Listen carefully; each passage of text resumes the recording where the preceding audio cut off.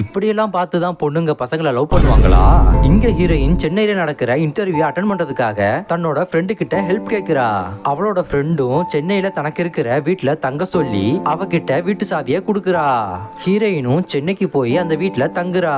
அப்போ நடுராத்திரி யாரோ கதவு தட்டுற சத்தம் கேக்குது. இவளும் போய் பாக்குறா. அங்க ஒரு ஆள் வந்து என்னோட வீட்டுக்குள்ள நீ எப்படி வந்தன்னு கத்துறான். உடனே ஹீரோயினும் தன்னோட ஃப்ரெண்டுக்கு கால் பண்ணி வந்திருக்கிற ஆளை பத்தி சொல்றா. ஃப்ரெண்டும் அது வேற யாரும் இல்ல தன்னோட அண்ணன் தான் சொல்றா. அவன் வேலை விஷயமா வெளியூருக்கு போயிருப்பான். திடீர்னு எதிர்பாராம சென்னைக்கு வந்திருப்பான். ஃப்ரெண்டும் தன்னோட அண்ணன் கிட்ட இன்னைக்கு ஒரு நைட் மட்டும் எப்படியாவது அட்ஜஸ்ட் பண்ணி அங்க தங்கிக்க சொல்றா. இவனும் வேண்டா வெறுப்பா அதுக்கு ஒத்துக்கிட்டு வீட்டு ஹால்ல இருக்கிற சோபால படுத்துக்கிறான். ஹீரோயினும் பெட்ரூம்குள்ளவே படுத்துக்கிறா.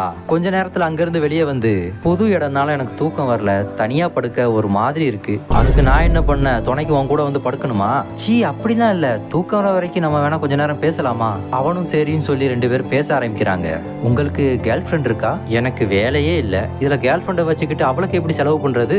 அதை கேட்டு ஹீரோயினும் சிரிக்கிறா. சரி நீங்க யாரையும் லவ் பண்றீங்களா? நான் ஆசைப்படுற மாதிரி இருக்கிற பையனை நான் இன்னும் பார்க்கல. அப்படி என்ன ஆசை? நான் லவ் பண்ற பையன் என்ன ரொம்ப கேரிங்கா பாத்துக்கணும், முக்கியமா அவனுக்கு நல்லா சமைக்க தெரியணும். ஏன்னா எனக்கு சுத்தமா சமையலே வராது. அந்த மாதிரி ஒரு பையன் கிடைச்சா லவ் பண்ணி கல்யாணம் பண்ணிப்பேன். இப்படியே பேசி முடிச்சுட்டு கொஞ்ச நேரத்துல தனித்தனியா தூங்க போயிடுறாங்க.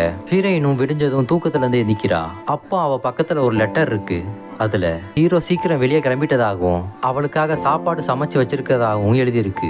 அத்தோட அவ இன்டர்வியூ நல்லா பண்ண வாழ்த்துக்களும் சொல்லியிருக்கான். ஹீரோயினும் ஹீரோ சமைச்ச சாப்பாடை சாப்பிடுறா, அசந்து போறா. ஹீரோயினும் சாப்பிட்டு முடிச்சிட்டு ஹீரோக்காக ஒரு லெட்டர் எழுதி வச்சுட்டு இன்டர்வியூ கிளம்பிடுறா.